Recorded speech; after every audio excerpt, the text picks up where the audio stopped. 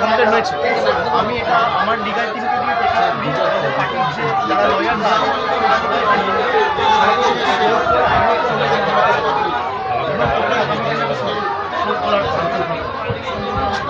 আপনার আমি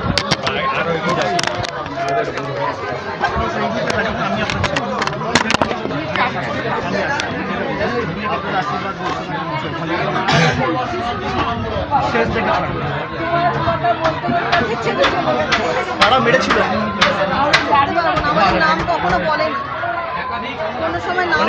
ঘটনাটা ঘটার পর এসে বাড়িতে বলেও নি, হঠাৎ করে মাথায় আমি তো দেখছি যে পাড়ার অবস্থা। আমাকে এমন ভাবে খুশি লাঠি জামা প্যান্ট দেখুন না কি অবস্থা করছে। সংবাদ মাধ্যমে প্রতিনিধিরা হয়ে তার মধ্যে কি অত্যাচার করছে।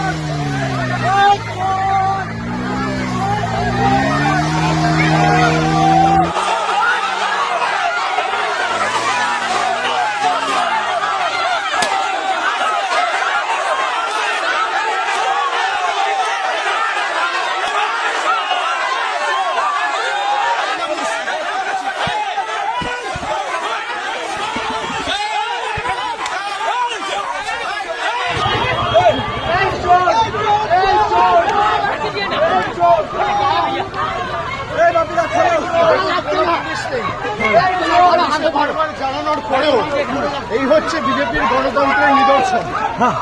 আমি হেলমেটটা খালি পড়ে আছি, মাথাটা ফেটে চুলচি হয়ে যাওয়ার পরেও হোয়াটসঅ্যাপে কমিউনিকেশন কোন রকম ফোর্সের ব্যবস্থা নেই, কিচ্ছু নেই। পুলিশের প্ররোচনা এই ঘটনা ঘটিয়েছে। আমি হাইকোর্টে যাবো, পুরো ঘটনা আপনাদের রেকর্ডেড রয়েছে।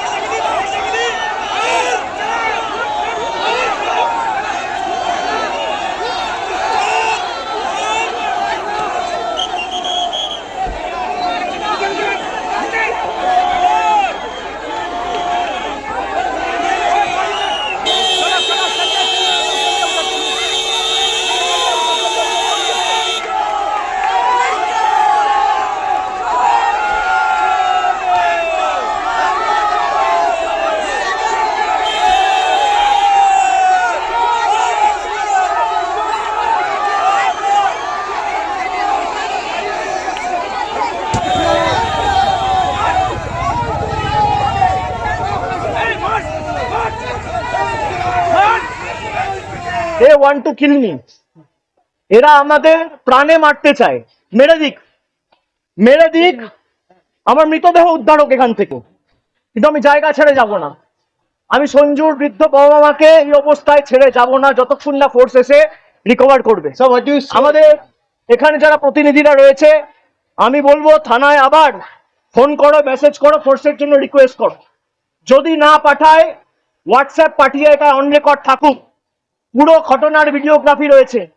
আমি হাইকোর্টের দৃষ্টি আকর্ষণ করছি, আমি রাজ্যপালের দৃষ্টি আকর্ষণ করছি। কি বাংলার পরিস্থিতি, এখানে প্রায় 50 জন সংবাদ মাধ্যমের প্রতিনিধিরা রয়েছে, দরজা ভাঙার চেষ্টা করছে, পুলিশের একটা লোক নেই। কি পরিস্থিতি হয়েছে আপনারা দেখুন।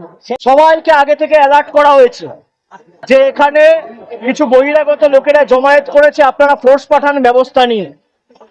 একজন পুলিশের প্রতিনিধি নেই, একজন। আমরা ভয় পাওয়ার লোক নই,